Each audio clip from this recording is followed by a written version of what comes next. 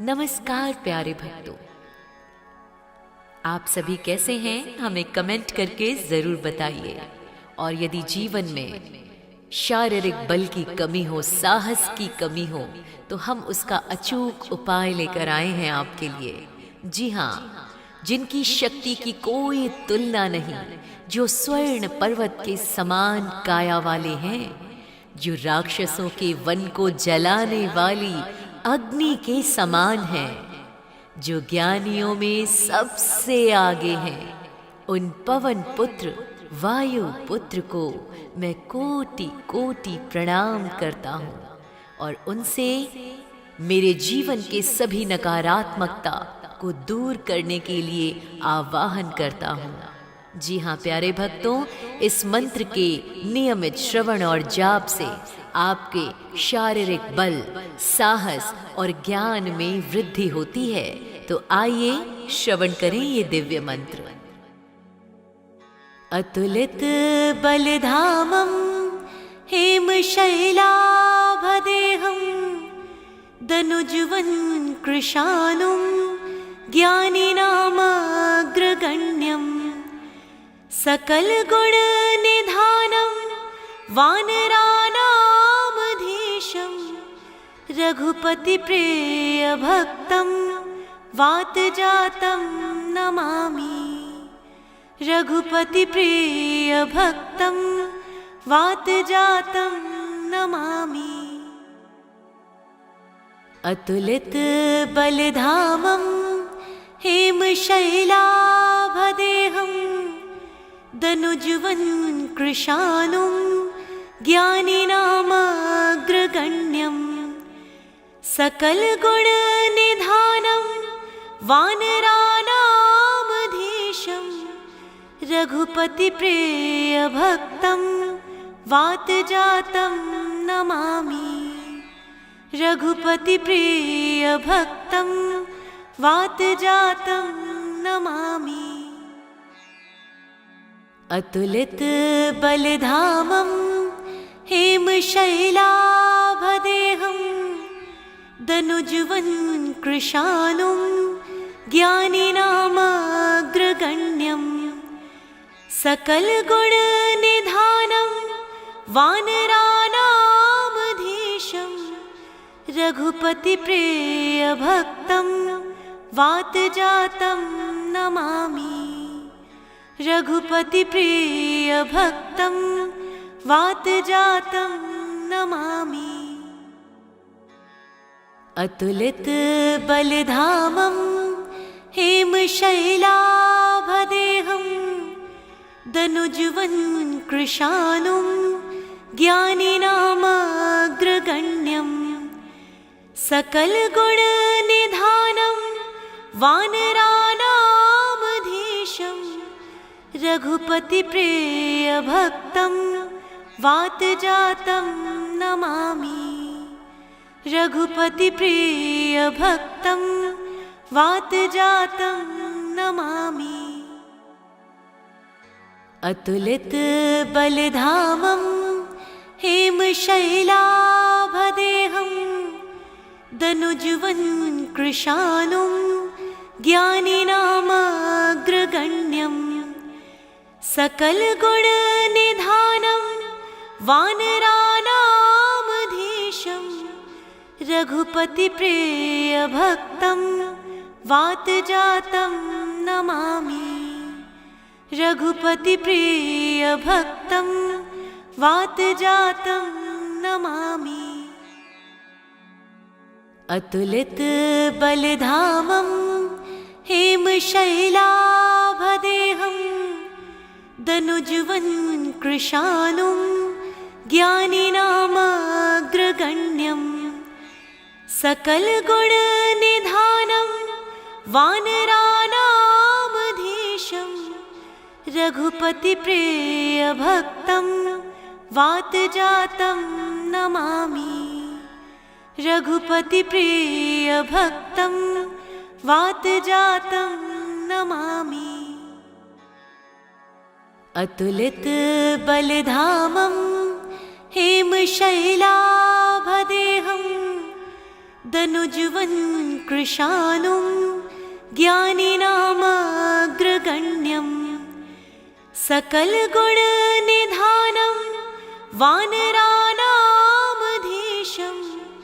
रघुपतिप्रियभक्तं वातजातं Namami. रघुपतिप्रियभक्तं वातजातं Namami. अतुलितबलधामं हेमशैलाभदेहं दनुजुवन् कृशानुं ज्ञानिनामग्रगण्यं सकलगुणनिधानं वानराणामधीशं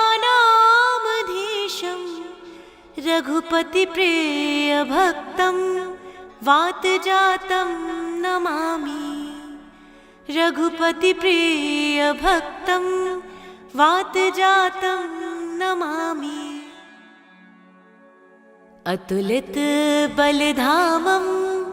हेमशैलाभदेहं दनुजुवन् कृशानुं ज्ञानिनामग्रगण्यं सकलगुणनिधानं वानराणामधीशं रघुपतिप्रियभक्तं वातजातं Namami. रघुपतिप्रियभक्तं वातजातं Namami.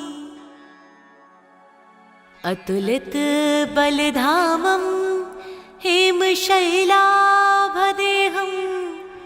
दनुजुवन् कृशानुं ज्ञानिनामग्रगण्यं सकलगुणनिधानं वानराणामधीशं रघुपतिप्रियभक्तं वातजातं Namami.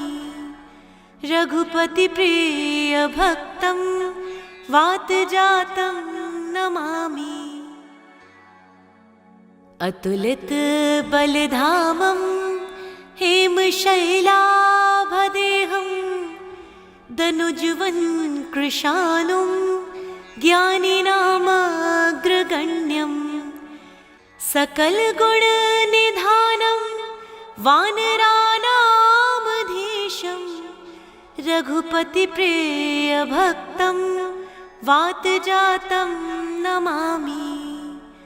रघुपतिप्रियभक्तं वातजातं Namami. अतुलितबलधामं हेमशैलाभदेहं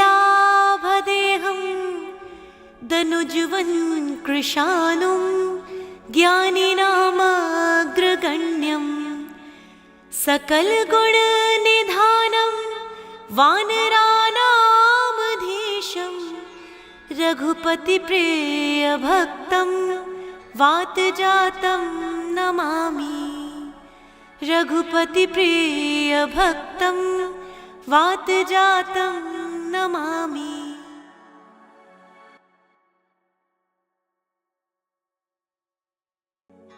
अतुलितबलधामं हेमशैलाभदेहं दनुजुवन् कृशानुं ज्ञानिनामग्रगण्यं सकलगुणनिधानं वानराणामधीशं रघुपतिप्रियभक्तं वातजातं Namami. रघुपतिप्रियभक्तं वातजातं Namami. अतुलितबलधामं हेमशैलाभदेहं दनुजुवन् कृशानुं ज्ञानिनामग्रगण्यं सकलगुणनिधानं वानराणामधीशं रघुपतिप्रियभक्तं वातजातं Namami. रघुपतिप्रियभक्तं वातजातं Namami. अतुलितबलधामं हेमशैलाभदेहं दनुज्वन् कृशानुं ज्ञानिनामग्रगण्यं सकलगुणनिधानं वानराणामधीशं रघुपतिप्रियभक्तं वातजातं Namami. रघुपतिप्रियभक्तं वातजातं Namami.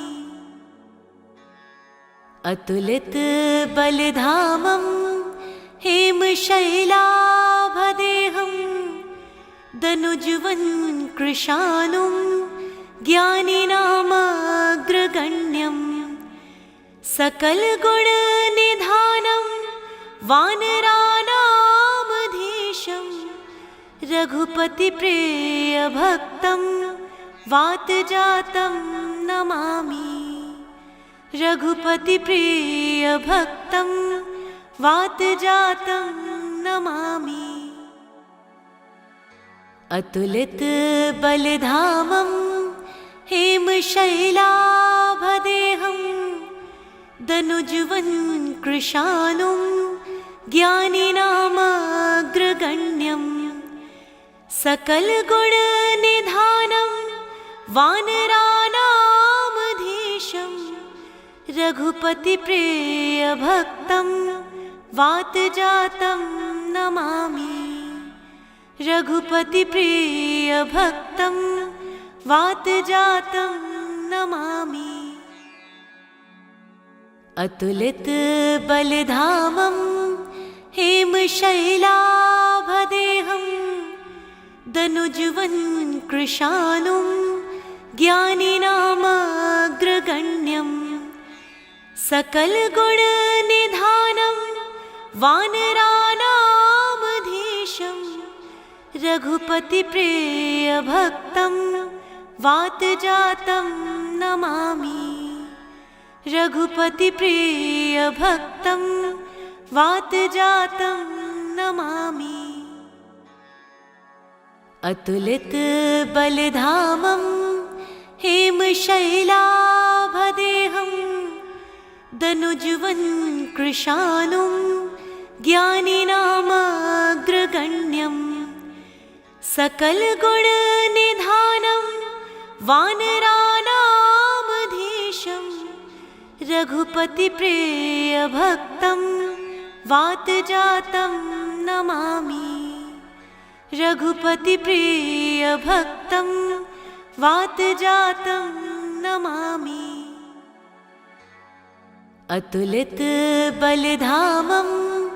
हेमशैलाभदेहं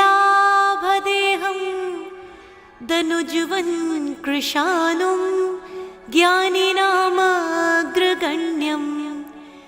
सकलगुणनिधानं वानराणामधीशं रघुपतिप्रियभक्तं वातजातं Namami. रघुपतिप्रियभक्तं वातजातं Namami. अतुलितबलधामं हेमशैलाभदेहं दनुज्वन् कृशानुं ज्ञानिनामग्रगण्यं सकलगुणनिधानं वानराणामधीशं रघुपतिप्रियभक्तं वातजातं Namami.